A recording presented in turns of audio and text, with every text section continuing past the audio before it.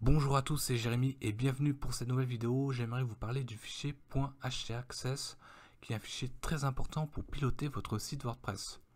Donc comment ça se passe? Eh bien, il faut que ce fichier soit présent et ça va permettre de donner toutes les consignes, les trames, etc. tout ce que vous voulez pour piloter votre site WordPress.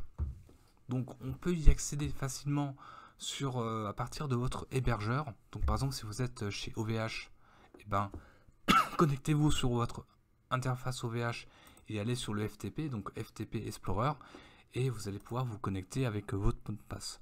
À savoir, vous pouvez modifier le mot de passe à tout moment. Bon, c'est toujours mieux d'avoir un mot de passe fixe. Et vous allez arriver ici, donc en fait c'est une interface où on a des fichiers de WordPress. Donc à la racine, on a le répertoire. Donc là, je clique et on peut se balader un peu n'importe où. Donc si je vais sur mon nom de domaine, donc on va retrouver d'autres fichiers importants comme le WP content, le WP include, le WP config.php. Donc ça c'est super important. Donc là je vais remonter pour revenir. Et ici on a le fichier .htaccess. Alors comme on peut voir aussi, on a quelque chose de très important parce que pour le modifier éventuellement, s'il y a besoin, ici on a ce qu'on appelle des permissions avec des codes. Donc les permissions c'est très important parce que si vous n'avez pas les permissions, vous ne pouvez pas le modifier. Parce que là pour aller dans le fichier, il faut aller sur éditer. Et après on a un bout de code ici, avec une disquette pour enregistrer. Très important, les permissions on peut les modifier en allant sur l'application FileZilla. Donc il faut pour cela se connecter avec le serveur, donc l'adresse du serveur, le login et le mot de passe de votre FTP. Donc c'est important si vous voulez modifier ce fichier. Pour modifier les permissions, il faut d'abord modifier les permissions pour pouvoir l'enregistrer après. C'est important.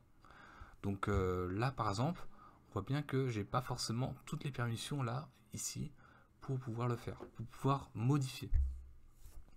Alors savoir que c'est arrivé dans certains bugs de WordPress, que si par exemple vous atteignez le maximum de votre espace base de données, si vous dépassez, eh bien ce que j'ai remarqué c'est que dans certains cas, le fichier .htaccess il pouvait s'effacer, c'est-à-dire qu'à l'intérieur on n'avait plus rien.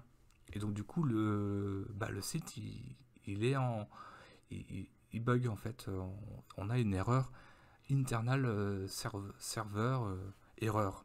Donc ça c'est embêtant. Si vous voulez utiliser WordPress, vous ne pouvez pas vous permettre que votre site WordPress soit en panne.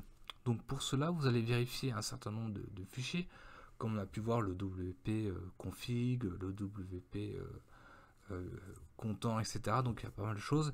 Mais le fichier .htaccess, c'est certainement le plus important. Donc vous allez sur éditer, et en fait on a un tout petit bout de code.